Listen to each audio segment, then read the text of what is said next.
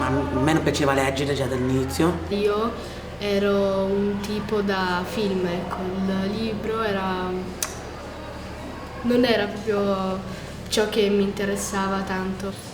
Allora, Read More qui è stata una vera e propria scommessa. Io ci ho creduto da subito e mi è piaciuto tantissimo e l'ho proposto alla mia classe migliore, solo che quando ho spiegato loro bene come funzionava mi hanno detto: prof, ma perché proprio noi? Appunto qualcuno mi ha chiesto: la fregatura dov'è? Noi siamo considerati i peggiori dell'istituto in qualche modo, siamo confusionari, siamo quelli che non hanno mai il comportamento giusto nella situazione dovuta. Devo dire che io e la collega che l'ha fatto da subito con me l'anno scorso continuavamo a guardarli piuttosto che leggere inizialmente, perché erano assorti, c'era il silenzio e c'erano finalmente loro, per come noi li avevamo in qualche modo intravisti ma non avevamo avuto la possibilità di tirarli fuori agli occhi di tutti. Io leggevo già da tempo prima di iniziare il progetto di Read More, ma l'opportunità e la possibilità di farlo ogni giorno in classe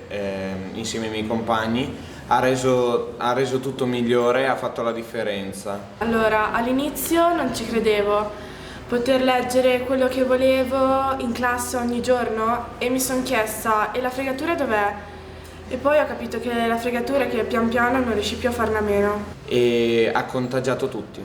Sono passato da essere un lettore riluttante a portare con me il libro anche in cortile alla ricreazione oppure sullo scolabus. Pensate che una volta sono stato pure fino alla ricreazione per finire un capitolo di un libro. E vedere tutti i miei compagni assorti nella lettura in silenzio assoluto per 20 lunghi minuti è stata l'esperienza più sorprendente di Read More, perché non credevo fosse possibile. Adesso mi piace leggere, ho scoperto il diario di una schiappa. Io grazie a Read More mi sono aperta e ho scoperto nuovi generi di libri. Mi sono incuriosita di ciò che leggevano i miei compagni e anche se erano generi non adatti a me, diciamo, mi sono piaciuti moltissimo e li ho letti con molto entusiasmo. Ho avuto molte soddisfazioni soprattutto con un'alunna. Io sono insegnante di sostegno e seguo un'alunna presa in carico quest'anno, che aveva già fatto il progetto anche durante l'anno scorso. Quando a ottobre l'abbiamo riproposto, ho visto che lei non era contenta di questa iniziativa e mi diceva che durante l'anno precedente aveva tentato di leggere qualcosa ma senza successo.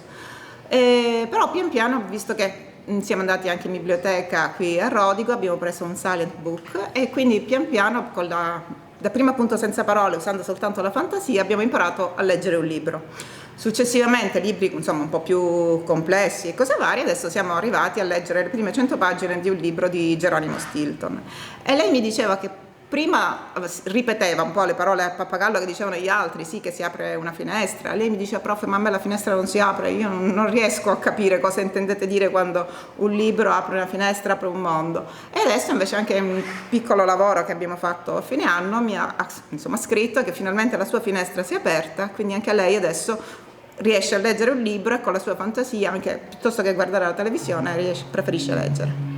Read More per noi è diventato il progetto della libertà di scegliere cosa leggere, libertà di leggere a scuola, insieme, libertà di cambiare idea. Noi siamo conosciuti come confusionari, ma quando c'è Read More c'è silenzio. Abbiamo esitato, abbiamo provato, abbiamo magari scelto libri non adatti all'età, leggeri, ma soprattutto abbiamo letto, in classe, seduti o coi piedi per aria, tutti insieme. Questo è Read More.